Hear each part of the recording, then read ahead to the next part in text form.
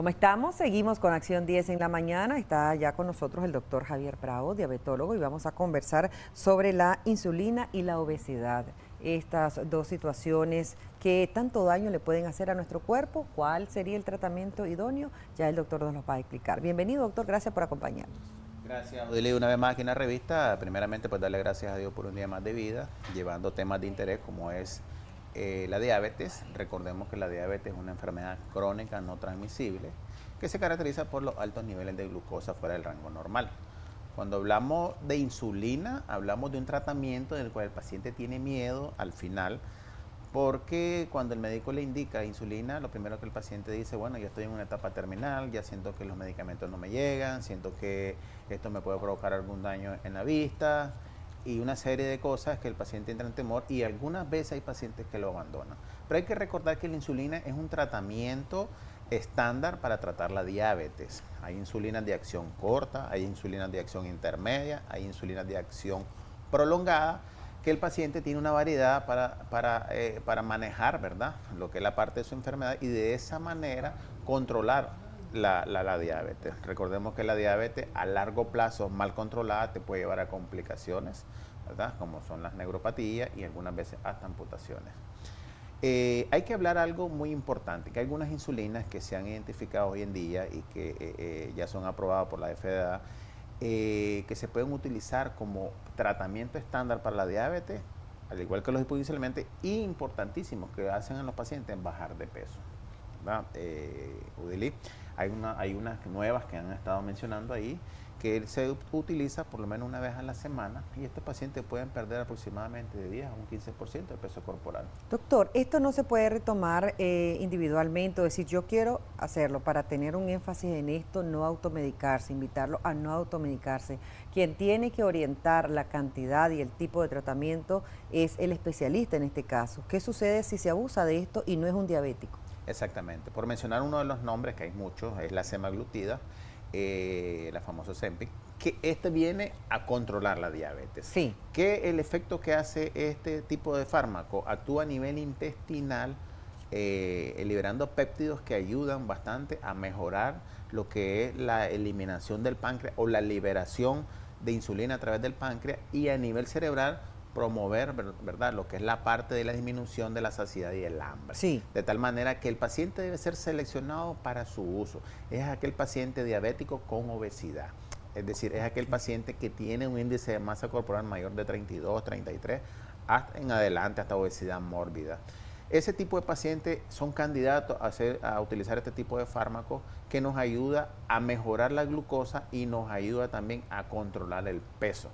Muchos de los pacientes lo utilizan de manera masiva, sin saber las dosificaciones que deben de utilizar, Sí. y sin saber los efectos secundarios a esperar, porque sí, es cierto, uno puede verificar en las redes, uno puede verificar en cualquier documentación, y ahí puede salir más o menos lo que puede el paciente presentar, pero la experiencia como médico es importante, porque uno lo va valorando a través de los pacientes, de cómo se va instaurando, los efectos que van teniendo, y qué podemos hacer en el caso de que el paciente tenga un efecto secundario hacia ese tipo de medicamentos. Correcto. En este sentido, doctor, y aquellos pacientes que además de diabetes presentan, por ejemplo, ovario poliquístico o síndrome de ovario poliquístico, ¿no tienen ninguna contraindicación utilizarlo? Si está en obesidad, sí, se puede utilizar. Si no está en obesidad, tiene ovario poliquístico y está bajo peso, no tiene ningún sentido, porque recordemos que el objetivo del medicamento es que el paciente tenga un control metabólico y a la misma vez bajar el peso, ¿verdad? Hace poco miré una paciente en la cual le mandé insulina en ayuna, y ese paciente le salió arriba de 30. Es decir, que el paciente está produciendo demasiada cantidad de insulina. Ok. ¿Qué nos lleva a interpretar esto? Es que el paciente está produciendo demasiada insulina, entonces existe la posibilidad de que el paciente tenga resistencia a la insulina, que su páncreas esté produciendo insulina, la glucosa esté ahí en sangre y no puede introducirse a la célula. De tal manera que esa resistencia es el paso de lo que hemos venido hablando, a padecer de diabetes. Y cuando uno ve las características físicas del paciente, una persona baja, con un índice de masa corporal de 34, tiene antecedentes, como tú dices, de ovario poliquístico, entonces ese paciente podría ser candidato a utilizar el tratamiento, de tal manera de llevarle la secuencia con su peso y verificar en qué momento se debe disminuir el medicamento. Bueno, ya leímos comentarios en nuestra página en Facebook, Canal 10 Nicaragua. Si desea hacer la consulta de igual forma, muchísimo gusto le respondemos. Doctor, ¿qué sucede de igual forma? Si vamos a utilizar este tratamiento, pero además utilizamos tratamiento bebido.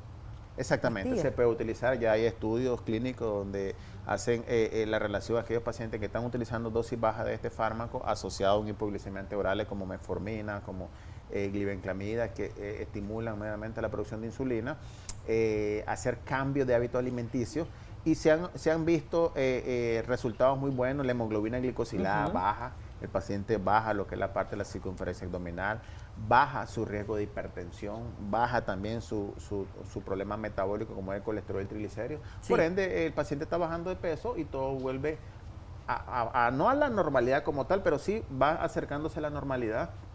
Pero algo importante, Odilia, es que el paciente debe cambiar su mentalidad en cuanto a hábitos alimenticios, porque sí, normalmente los pacientes piensan que si tienen un desorden alimenticio al utilizar el medicamento, ese mismo desorden lo que hicieron nada más es disminuirlo, es decir, si comían, digamos, 10 cucharadas de arroz, ahora van a comer 5, ¿me entiendes? O si comían una comida chatarra y la disminuyen, entonces no es ese el objetivo, el objetivo es cambiar, ¿verdad? Correcto. Cambiar lo que es el estilo de vida, asesorarse con una nutricionista para que le oriente cuáles son los requerimientos que el paciente tiene que ingerir y a la par con el tratamiento para lo que es la diabetes. Muchos tratamientos, doctor, en enfermedades crónicas quizás van dañando algunos órganos, sobre todo si es prolongada, ya tiene más de 10, 15, 20 años de padecer, por ejemplo, de diabetes.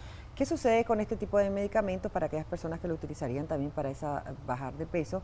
Por ejemplo, con los riñones, el hígado, ¿qué sucede ahí? Fíjate que se ha demostrado de que no hay ningún cambio en cuanto a las enfermedades renales ni en las enfermedades hepáticas. Sí. Inclusive son cardioprotectores, también disminuyen un poco cualquier evento cardiovascular.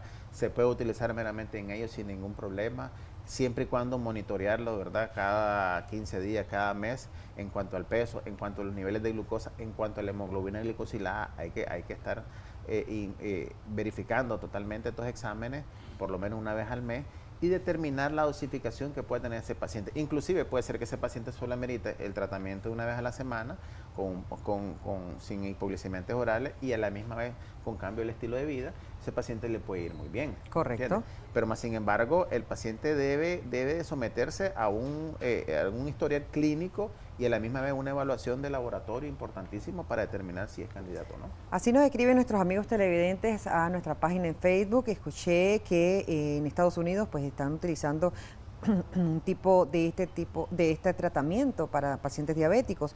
Otras personas nos dicen, importante también buscar a los especialistas para que indiquen el tratamiento, mejor ir a una clínica y no automedicarse. Importante esa cultura, si no la tenemos, que no pasemos también el medicamento a algún familiar, sino que debe ser dosificado. ¿Hay que tener responsabilidad en eso, doctor? Exactamente, como decía, eso fue instaurado a nivel mundial en Europa, en Estados Unidos, ya en Centroamérica, en todos los países se está utilizando. Inclusive hubo un momento que no había de este tipo de medicamentos porque ya la gente lo llevaba por grandes cantidades y algunos pues hasta andaban haciendo promociones del mismo. Sí. Pero más sin embargo es importante conocer el medicamento, buscar al especialista que le ayude con respecto a los medicamentos. No solo este tipo de medicamentos, sino también la insulina, porque hay pacientes que están utilizando insulina de acción prolongada. Sí. Como tratamiento de base, y hay pacientes que están utilizando hipoglicemiantes orales como tratamiento de base también, pero también pueden utilizar o sea, pueden utilizar su tratamiento de base más otro medicamento, de tal manera que el paciente pueda controlar su Soy peso. diabética desde que supe, he subido 50 libras. Eso se puede hacer, o sea, hoy me dicen que soy diabética y subo, voy subiendo, ¿eso puede suceder? Eso puede suceder, exactamente. Wow. Recordemos que probablemente tengas malos hábitos alimenticios y hay que recordar, importante, muchos pacientes que utilizan insulina ¿corta la vista la insulina? Suben de peso. No corta la vista, lo que sí corta la vista meramente es el trastorno metabólico, es la diabetes descompensada. Muchísimas gracias, doctor, por cada una de sus orientaciones. A ustedes gracias también por acompañarnos con sus comentarios. Ahí vemos el número de teléfono en pantalla. Si desea alguna de las consultas con nuestro especialista, con muchísimo gusto le va a atender. No hay que automedicarse, tampoco tomar el tratamiento o indicarlo a otra persona sin hacerse los exámenes correspondientes indicados por ustedes, doctor. Gracias por la invitación, ¿verdad? Y sí, es importantísimo.